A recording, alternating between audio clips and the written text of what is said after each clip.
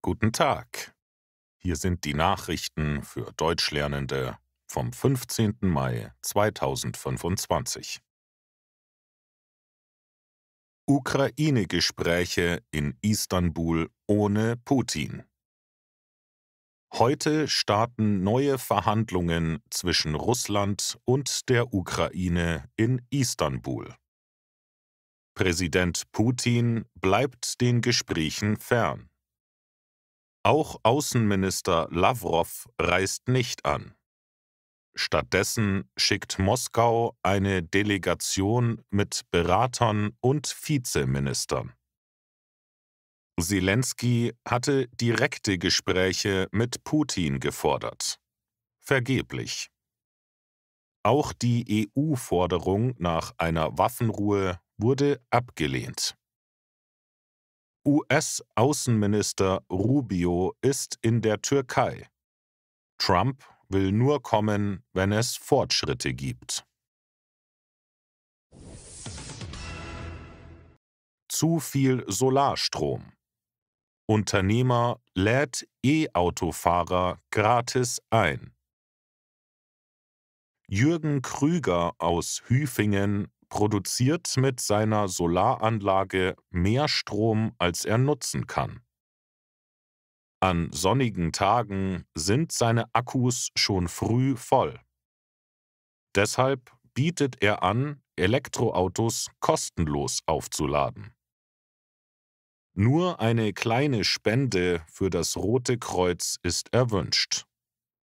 Bisher nutzen dies aber nur wenige Autofahrer.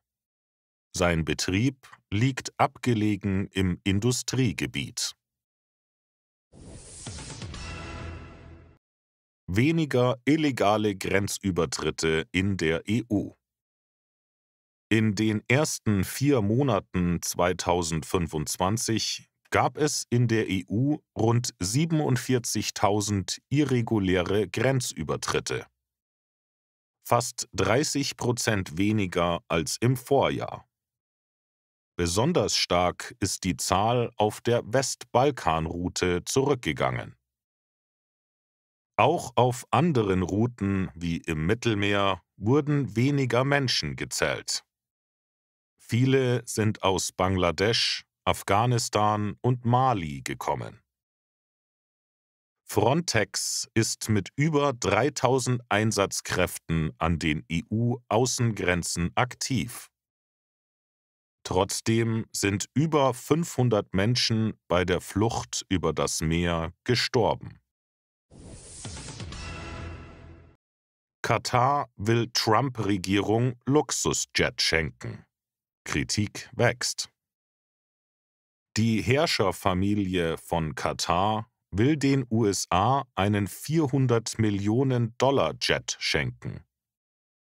Das Flugzeug soll als Präsidentenmaschine dienen.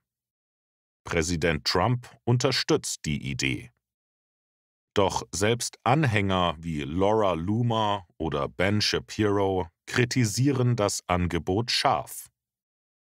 Viele werfen Katar vor, Terrorgruppen wie Hamas und Hisbollah zu unterstützen.